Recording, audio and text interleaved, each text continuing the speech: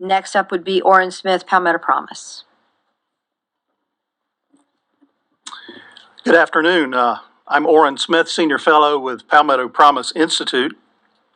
Madam Chair, Shannon, it's been nearly 6 years since you filed H 4308, the Equal Opportunity Education Scholarship Account Act. You filed that bill on May the 10th, 2017, with an impressive bipartisan group of With that legislation, you introduced the concept of Education Scholarship Account, or ESA, into the lexicon of South Carolina and the Palmetto State. Thanks to your efforts and those of Ways and Means Chairman and now Speaker Merle Smith, we have since learned a lot about ESAs in South Carolina. We've discovered that an ESA is a mechanism that was originally developed in Arizona, whereby families struggling with a good fit for public school could be provided with a funded account. Through that account, using an online portal, dollars could be directed by the parent to an array of education services customized for the needs of their specific child.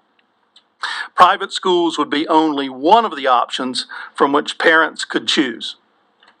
Like state tuition grants for private and religious college students and First Steps for private and religious preschool students, these state dollars would serve as a constitutional direct benefit to the child and a benefit to the providers only indirectly, which is the crux of the 1972-73 revision.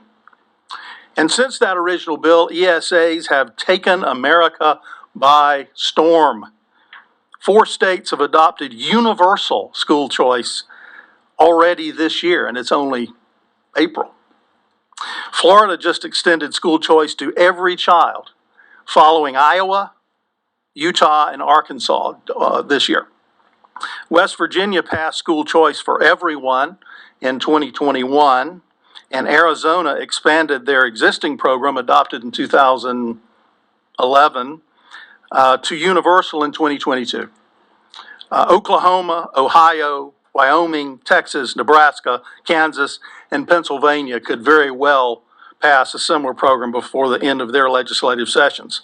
And according to the American Federation of Teachers in a recent speech, a total of 29 states are considering school choice bills this year.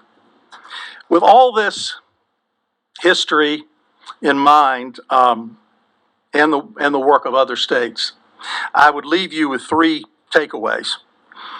First, education freedom is not weird, untested, or racially discriminatory. 3 programs in America as we sit here today, serving 690,000 students. Those numbers are growing every year with the action of those states this year and coming. But second, and this is almost a paradox, these programs do not pose a serious threat to the existence of public schools, even though they are growing and even though many states are passing them. For 2019 to 2020, expenditures for school choice programs in America totaled $3 billion. $3 billion for school choice programs. But spending for public education was slightly under $800 billion. $3 billion versus $800 billion. By my Clemson graduate math, that's 0.351%. For South Carolina, again, if my math is correct, S39's first year impact would be $30 million. According to Revenue and Fiscal Affairs Office, the actual funding for all regular school districts for the completed year 21 was $11,023 million, or put another way, that's $30 million for the school choice program versus 11,000 million. 30 million versus 11,000 million. And finally, advocating for school choice, I would argue, is not anti-public school. I love my public schools. The committee, I think, if we were surveyed you, is very strongly pro-public education to a person. So when school choice polls at the level of 75% approval in South Carolina, does that mean 75% of South Carolinians are anti-public school? I would submit to you that such a conclusion is mathematically impossible. The 75% support for education choice includes a strong representation of South Carolinians who are strongly pro-public school and pro-public education. We can be both. Well, that concluded the original remarks I prepared for you, but because I am still, I think, pretty good on time, I wanted to mention two things in parting. First of all, the whole issue of assessments. And just to give a quick overview here, 3 parts to assessments and curriculum. Curriculum standards, remember Common Core? Those are curriculum standards. Curriculum standards, curriculum assessments. Curriculum standards, curriculum assessments. There's a golden chain that binds the 3 of those together. Private schools in South Carolina, religious, independent, any kind of a private school, or as we say, independent schools, they do not have the curriculum standards of public schools. They do not have the curriculum of public schools. It would be highly inappropriate and just contrary to education theory and the design of curriculum and assessments to force those assessments on private schools. Whereas there are tests that both public and private schools already provide, already administer.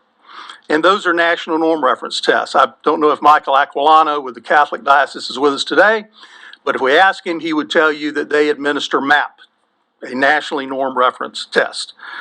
Most of our public schools, this is available.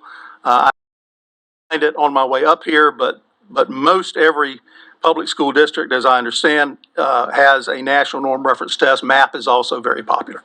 So if we're going to pick a test, which I'm not asking you to do today, let's pick a test that the best private schools in South Carolina and public schools are already administering. That's a national norm reference test. And in many cases, that's a formative assessment. And we have been told well and accurately by public school teachers and administrators that those types of assessments help teachers a lot more than the high stake tests that they're asking you to administer to private schools. So thank you for your time, Madam Chairman. Take any questions or. Thank you, Dr. Smith. Appreciate your time today.